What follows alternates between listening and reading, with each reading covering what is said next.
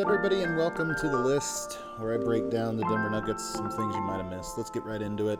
This is from game one between the Nuggets and the Wolves, and we're going to start off with Murray's inability to get shake in this series is a little bit scary. In game one is a little bit concerning. You see, Jokic gets the 3-second violation. He just assumes Murray is going to put a move on, but his inability to beat people off the dribble, there's compounding issues with that. So you see it here on one of the very first plays of the game. You see it a little bit later. These are just two examples.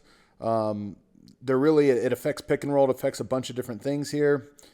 But you're going to see Minnesota does a good job of not just giving the guard-to-guard switch, so Murray's going to have to make moves against Jaden McDaniels and Nikola Alexander-Walker, and at least in this game he wasn't able to, and a lot of possessions ended up with, your last resort option. So Murray's shake is going to be a big storyline here. And then you're going to see here, if we pause it, every guard in the NBA would love this exact setup. You have a wide open paint, both of your bigs at the top of the key, and your pick and roll big has his back to you. This is a straight line drive and explosion to the basket, but Murray just doesn't have the burst that he needs to have. And as a result, you end up, an A+ setup, and you end up not getting anything out of it. All right, now we got a fast break. This one's a big one because Denver needs rim pressure. You have a 5-on-3 right now. The number one thing you need to do is put pressure on the rim. Murray right here, there's a good job. The Wolves do a good job here of just getting to the paint, and so then they can flare out. But Murray, again, if he was feeling his body a little bit more, probably gets to the rim after this one. Instead, he sidesteps. Jaden McDaniels flies in, and now you don't have anything, anything going towards the basket. What you want to see is Murray here. If he's the ball, attack, get baseline, force rotations, or even if you're going to go center, get to the middle, and then you're going to have guys flared out. But instead, just no pop to his game at the moment. He's going to have to change it. But you still get something that recurred in this game a lot, which is Gobert onto Michael Porter. The Suns fell into the trap of, this is a mismatch. How do we attack a mismatch? By ISOing. But Gobert's the defensive player of the year. It's a meme that he can't guard in space. He's great at guarding in space. What you love about this is Michael Porter is a can't-leave guy off ball. On ball, Gobert's going to stick with him.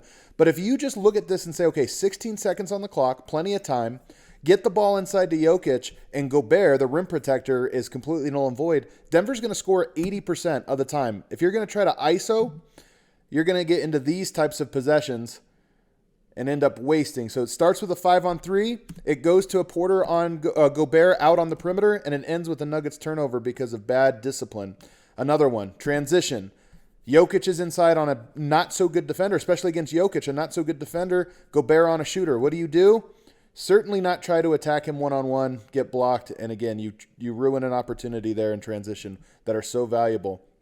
And you're going to see what happens when that's not the case. Okay, here's one. Gobert's trailing the play. Naz Reid switches onto Jokic. Because Gobert is now on a shooter, he is no longer a help. Reggie Jackson smartly gets the switch, goes inside, and it's 2 free throws for Jokic. So anytime Gobert is on Michael Porter, it should be a bucket for Denver every single time. You got another one here. Let's see. ISOing, and here's Gobert out on the perimeter, so he can't help. He has a no-leave situation here, and you're going to see Jokic creates a wide-open 3. Denver's going to get that type of look every single time whenever you get that option. Let's see what we get here. So the other option is, so Gobert off of Jokic, roaming. That's tough. That's what Minnesota is so perfectly designed Denver. So when you get Gobert switched onto a shooter, they're compromised. And then when you get Gobert on Jokic, they're compromised. Jokic did a great job in this game. This is why Gobert doesn't guard him very often, is Jokic has really figured out how to get to his spots against Rudy. He actually missed more than, he needs to be more locked in, but they weren't misses where Gobert pushed him out of his spots. The misses Jokic had in this game were he just missed his touch. He got the shot he wanted. I like this one because this is another way to attack whenever Gobert is guarding Jokic. Make the 5-4 guard the pick and roll here. So you got Jokic, you just get a handoff here, and you're forcing the other team's, he's more of a true big than Michael Porter is, so you're forcing him to guard dribble handoff option, dribble pitch. He goes under the screen, and of course, that's a great elevation. That's something that Denver's going to be able to do there. So anytime you get those configurations, Denver just has to take advantage of them. I like this because Jokic just knows, okay, Gobert is on me. We don't have to overthink this. Get the ball here and watch Jokic. Cuts into it. Now it's an ISO. Clear out. Gobert on the block. There's no rim protector behind. And Jokic draws the fouls. Gobert reaches in. I can't believe he says I didn't foul him on that one. Gobert, hilarious. And here's another one. Jokic guarding Karl-Anthony Towns. He settled for the jumper, which he does way too often, in my opinion. But Jokic knows, okay, we secured the board. Sprint. And now we're going to force. Cat can't guard me. Gobert's going to have to pick me up in transition. Peyton Watson does the smart thing, which is get the ball to Jokic. And here we go. One-on-one. They weren't helping. Jokic versus Gobert with no double and no rim protector behind him. These are easy for Jokic. He even wanted the N1. And you could see Gobert's thumb was hurting because his shirt was actually in his Jokic's jersey. This one is interesting because it shows you, it's one of the first plays of the game, how much they do not want Conley switched down onto Murray. Almost every team will switch these guard-to-guard actions. You see they would rather go under both and try to recover. Murray has to just know that these shots are going to be open for him, and he's got to knock them down. That's one of his favorite spots to shoot from.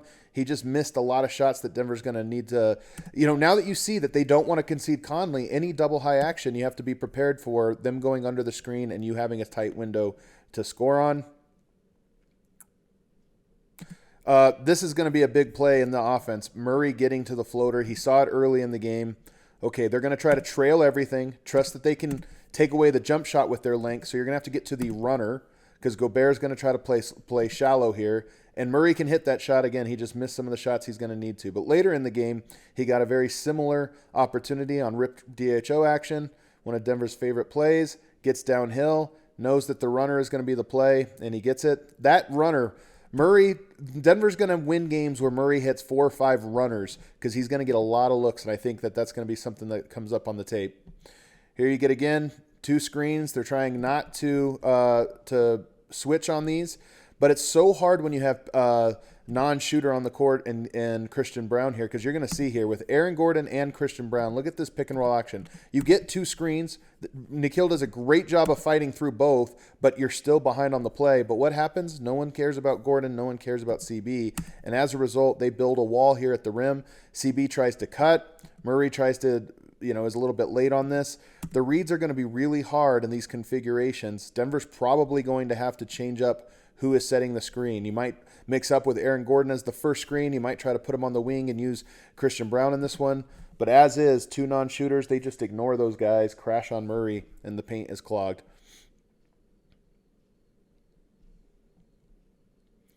And then Murray trying to get to his spots, and he's taking a little bit too much time. Once again, you have 2 non-shooters weak side, so Murray's going to have to be a little bit more decisive in these staggered lineups to start the second quarter, because right now, Christian Braun, Aaron Gordon, just Kyle Anderson completely ignores the weak side. He's like, that's not enough spacing. You're going to put 2 non-shooters. So he just quickly hard doubles, shot clock's winding down, and there's not really a great option behind him. He gets the fadeaway, gets the fall away to Aaron Gordon, and it's air ball.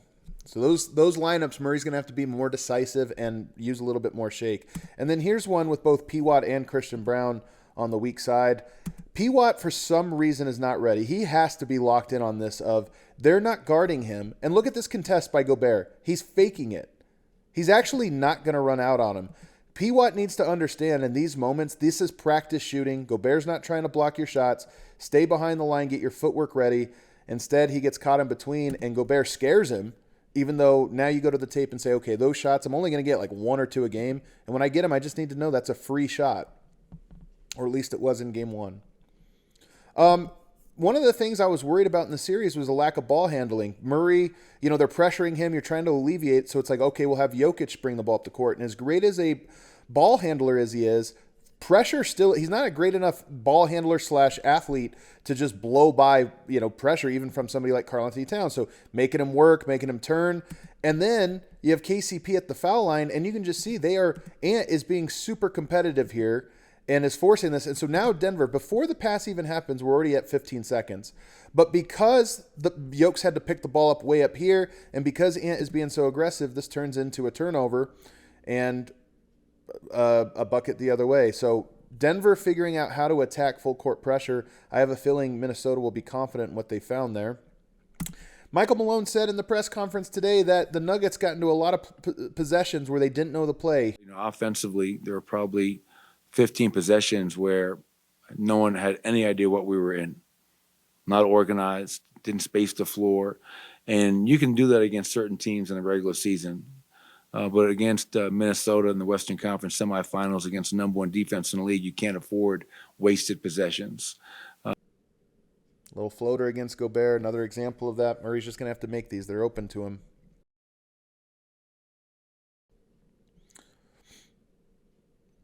And here's Murray dying on a screen. Let's rewind it. His defense just has to be better. You're going to see this screen. And look at Murray. That's just, you can't get caught that bad on a screen. You're going to have to go over against Conley and then an absolute blow-by for a layup in a critical moment here. And then another blow-by here. They run that little rip action and then just straight line drive. Should not get beat as bad as he did. He has to be better on defense some way or somehow. Jokic here, these are little details.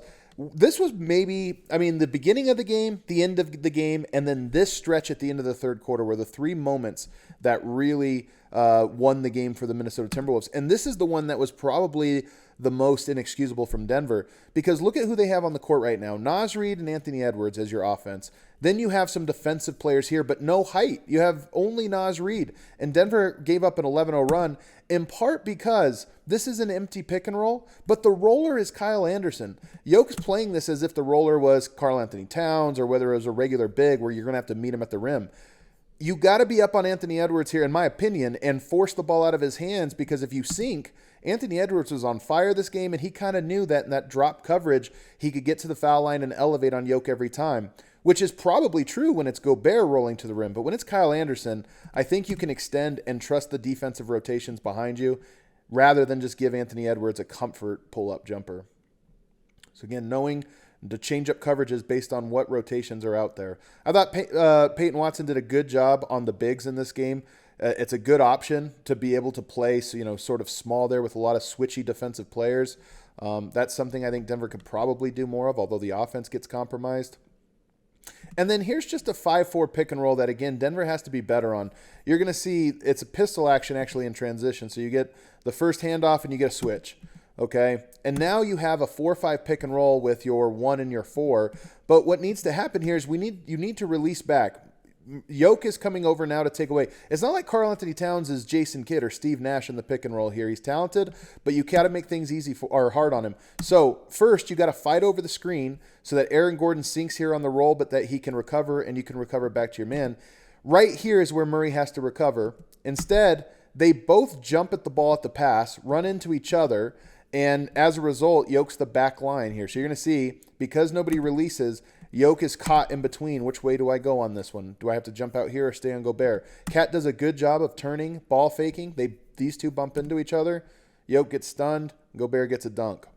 So and look, Malone is pissed because he's thinking, guys, that's not our coverage there. So lots to clean up from Denver in this one. The Wolves are designed to make life hard on Denver, and if Murray is not himself with the shake and the floater game, then it makes Denver things a lot more complicated. But Denver can take advantage of some of the things that Minnesota does, especially in their staggered lineups. I don't think it's a coincidence that the start of the game and the end of the game were roughest on Denver. That's when the Wolves get to deploy their favorite lineups against Denver's favorite lineups. But there's so many options to create switches and mismatches and cross matches in transition that Denver needs to be tighter on and pay better attention to detail. Hope you guys enjoyed. Don't forget to hit the like button, subscribe to the channel for more Denver Nuggets content.